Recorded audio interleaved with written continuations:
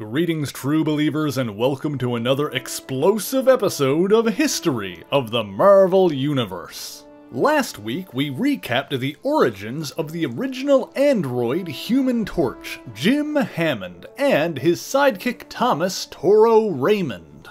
Today, we're continuing that story with Toro and the Human Torch having joined forces to battle the forces of evil in 1941. Of course, the American android and his young sidekick would be drawn into a much larger conflict later that year after the Japanese attack on Pearl Harbor and the United States induction into the Second World War. The flaming duo joined forces with Captain America and Bucky, as well as their former enemy Namor the Submariner, to form the Invaders, and battled the soldiers and supervillains of the Axis powers. The Invaders fought together for several years until one fateful day in April of 1945. The team was split up and each of the heroes was assigned to an important duty. Captain America and Bucky were sent to guard a top-secret prototype drone plane. This was in fact the mission that ended with both Cap and Bucky being missing and presumed dead after the drone plane was hijacked by the villainous Baron Zemo. Meanwhile, Namor was stationed on the Pacific to defend America's shores against the Japanese naval and kamikaze forces.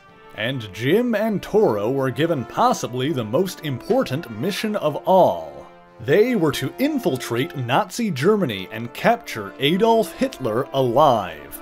On April 30th of 1945, at the height of the Soviet Union's siege on Berlin, the two fire-powered heroes made their way into the heart of the German capital. Having lost, Hitler decided to end his own life, rather than fall into the hands of the Russians. However, moments before he could pull the trigger, the Human Torch and Toro burned their way into his underground bunker. Refusing to become a prisoner, Hitler rushed to an emergency button that would have destroyed Berlin and everyone in it, Russian, German, and android alike.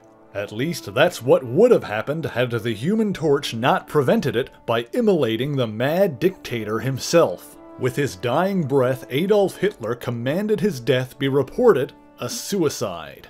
Although he would later return thanks to the cloning technology of Arnim Zola, for now at least, the Fuhrer was dead. The Human Torch and Toro returned to the United States and the Invaders reunited, albeit with a replacement Captain America and Bucky. In addition, while their British allies, Union Jack and Spitfire, remained in Europe, the Invaders' forces were bolstered by the addition of Miss America and the Whizzer.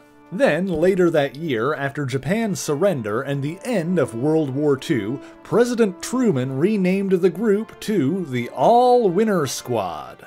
Even after the dissolution of that group, the Human Torch and Toro continued to battle evil until one day in 1949. The pair went up against a man known only as the Crime Boss, the leader of the aptly named Crime Syndicate. It seems the Crime Boss was prepared for the fiery duo, for he had in his possession a chemical called Solution XR that could douse even their flame. After rendering the two heroes immobile, the criminals sold Tom Raymond to the Russians and buried Jim Hammond's lifeless form in the Nevada desert. There, the Human Torch remained for 4 years, until a nearby explosion from a nuclear test awakened him. The atomic fire not only revived the Torch, but made him more powerful than ever. He attacked the Crime Syndicate again, and this time their special solution had little effect. After defeating the Crime Boss, the Torch learned of Toro's fate and rushed off to find him. He discovered that his old partner had been the victim of communist brainwashing, and the two fought a fiery battle in the skies over Korea. With his enhanced powers, the Human Torch was victorious, and he brought Toro back to America for treatment. However, he soon learned that the daughter of Police Chief Wilson, the man who had given him the opportunity to become an officer all those years earlier, had been kidnapped by the remaining members of the crime syndicate, including a man called the Butcher. In exchange for her safety, the criminals wanted the unconditional surrender of the Human Torch. Jim volunteered to do so and placed himself in the steel casket the Butcher had prepared for him. Then, the casket was sealed and the Human Torch was dropped into the ocean. However, before long, he was rescued by none other than Toro, who had fully come to his senses. On that day in 1953, the Human Torch and Toro were reunited to continue their war against evil and injustice. However, all good things must eventually end, and one day in 1955 the Torch's flame began to burn hotter than ever before. Hammond realized that the atomic fire he'd been exposed to earlier was growing out of control within him. He had no choice but to seal himself away from the world until the uncontrollable flame exhausted itself. In yet another act of self-sacrifice, the Torch plunged himself deep into the earth, deactivating himself in the process. There he slept for decades, until finally, the Marvel Age of Heroes. The Torch was discovered and reactivated by the Mad Thinker, a villainous enemy of the Fantastic Four, including of course Johnny Storm, the Torch's modern namesake. Having temporarily lost most of his memories, the last thing the Torch recalled was breaking free of the concrete prison Professor Horton had sealed him in. And so, the Thinker was able to manipulate Jim Hammond into attacking Johnny Storm, and the Human Torches of two generations clashed. However, the original Torch's heroic nature burned through, and he joined forces with the Fantastic Four in their assault on the Mad Thinker. The Thinker escaped, but not before deactivating the android Human Torch, leaving him ostensibly dead once more. Out of respect for the origins of the fallen hero, the Fantastic Four decided to leave the lifeless body of the Human Torch there in the abandoned lab. There he remained until the killer robot known as Ultron 5 accosted the Mad Thinker and demanded he provide him with an android. The Thinker gave Ultron the location of his abandoned lab, and with it the body of the original Human Torch. Then, after capturing the Torch's creator, Professor Phineas Horton, Ultron completely revamped Jim Hammond's lifeless body, using it as a basis to create the synthezoid known as the Vision. So, this should be the end, right? The Human Torch died, and his body was used in the creation of the Vision. Well, that certainly would have been the end of Jim Hammond if not for the intervention of Immortus, the so-called Master of Time. As part of one of his many schemes to manipulate the time stream, Immortus used an object known as the Forever Crystal to create a chronal duplicate of the Human Torch. For a brief time, there were two Jim Hammonds, the copy created by Immortus that became the Vision, and the original which remained in the Mad Thinker's lab. The Thinker discovered the remaining Torch and decided to use him yet again. Toro Raymond, now older and married, heard of the Torch's return and subsequent death. He attended a memorial service that was announced in the local papers, but none of Hammond's old allies were in attendance. This, it turns out, is because the funeral was a ruse staged by the Mad Thinker with the aid of his evil ally, the Puppet Master, as a way to lure in Toro. After leaving the cemetery, Raymond was drugged and captured by the Mad Thinker. Then, the Thinker brainwashed the former hero into believing he was in fact the android Human Torch, and sent him off to battle his former foe, the Submariner. However, during the fight, Toro came to his senses, and his memories returned. The two heroes went after the Mad Thinker, who attempted to escape in a rocket ship. However, Toro was determined to avenge his old partner, and forced the Thinker's ship to crash into a volcano, sacrificing his own life to stop the villain.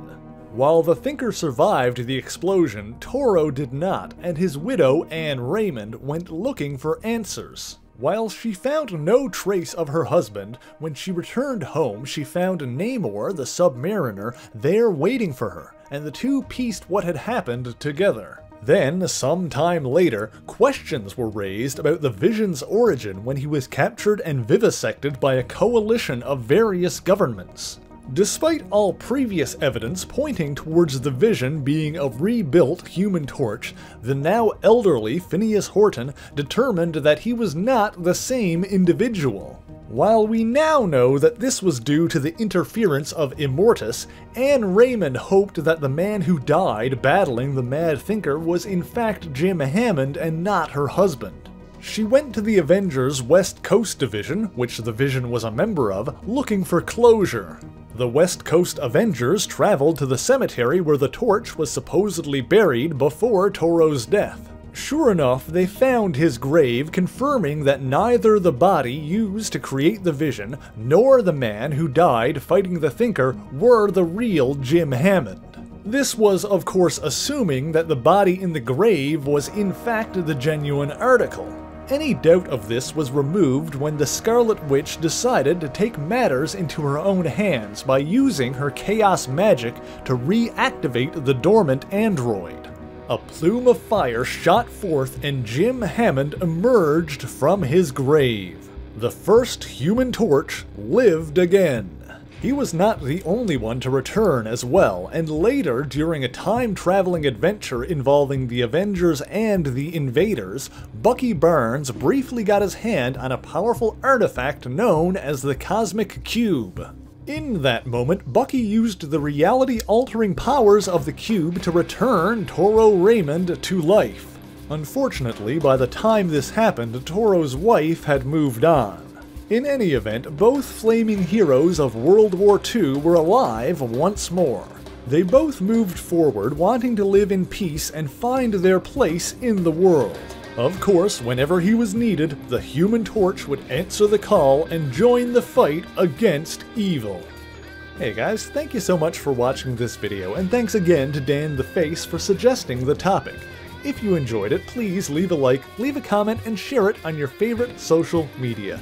As always, the issues referenced in this video are listed in the description below if you would like to read them for yourself, as well as links to my various social medias, including my Discord server where you can join the discussion with other friends, followers, and fans of the show.